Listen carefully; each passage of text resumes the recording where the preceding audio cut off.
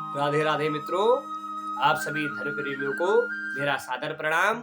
बंधुओं, आज मैं आपके लिए लेके आया हूँ पुत्रदा एकादशी व्रत कथा, जो कि पौष मास के शुक्ल पक्ष एकादशी को पड़ती है और उसकी दिव्य कथा में आप सबके लिए लाया हूँ। तो आए कथा प्रारंभ करते हैं और कथा प्रारंभ करने से पहले अपनी वाणी को और अपने मन को भगवान श्री कृष्ण के श्री चरणों में केंद्रित करते हैं। सभी जो है हाथ जोड़कर भगवान श्री कृष्ण का जो है ध्यान करें। कृष्णाय वासुदेवाय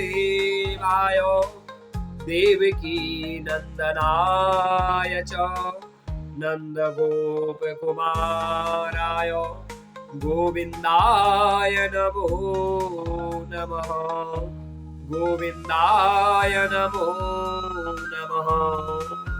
बोलो कृष्ण कन्हैया लाल की। तो आए बंदो, अब हम जो है उस दिव्य कथा में प्रवेश करते हैं। एक समय की बात है बंदो कि युधिष्ठिर जी महाराज भगवान श्री बाल मुकुंद जी से कन्हैया से कहते हैं, हे भगवान, कृपया करके यह बतलाइए कि पौष मास की जो शुक्ल पक्ष है उस एकादशी का नाम क्या है, इसकी विधि क्या है और इसमें कौन से देवता की पूजा की जाती है और ये क्यों की जाती है। भगवान श्री कृष्ण कहते हैं, हे राजन, इस एकादशी का नाम पुत्रदा एकादशी है। इसमें भी भगवान नारायण का पूजन किया जाता है। तीनों लोकों में पुत्रदा एकादशी के व्रत के समान कोई और दूसरा व्रत नहीं है। इसके पुण्य से मनुष्य तपस्वी, विद्वान और लक्ष्मीवान होता है। और मैं तुमसे इसकी कथा कहता हूँ, ध्यान पूर्वक आप सुनिए, श्रवण कीजिए। भगवान श्री कृष्ण कहते हैं, भद्रावती नामक नगरी में सुकेतुमान नाम के एक राजा राज्य करते थे। उनकी कोई संतान नहीं थी, कोई पुत्र भी नहीं था और पुत्री भी नहीं थी। उसकी स्त्री शैव्या थी। वह निपुति होने के कारण सदैव चिंतित रहती थी। राजा के पितर भी रो रो कर पिंड लिया करते थे और सोचा करते थे कि इसके बाद हमें कौन पिंड देगा। राजा को पुत्रहीन होने के कारण भाई, बांधव, धन, हाथी, घोड़े, राज्य और मंत्री सब कुछ होने पर भी संतोष नहीं होता था, क्योंकि घर में संतान नहीं थी। वह सदैव यही विचार करता था कि मेरे मरने के बाद मुझको कौन पिंडदान देगा। बिना पुत्र के पितरों और देवताओं का ऋण मैं कैसे चुका सकूंगा। इसलिए मुझे पुत्र की उत्पत्ति के लिए प्रयत्न करना ही चाहिए। राजा इसी प्रकार दिन रात चिंता में लगा रहता था। एक समय राजा ने अपने शरीर को त्याग देने का विचार किया, परंतु आत्मज्ञात को पाप समझकर उसने जो है ऐसा नहीं किया। उसने सोचा, यदि जो है मैं अपने आत्मा का त्याग कर दूंगा, शरीर का त्याग कर दूंगा, तो क्या होगा, इससे पाप होगा। ऐसा जो है नहीं करना चाहिए। एक दिन राजा ऐसा ही विचार करता हुआ अपने घोड़े पर चढ़ कर वन को चल दिया और पक्षियों व वृक्षों को देखने लगा। उसने देखा कि वन में मृग, व्याघ्र, सुअर, सिंह, बंदर, सर्प आदि सब भ्रमण कर रहे हैं।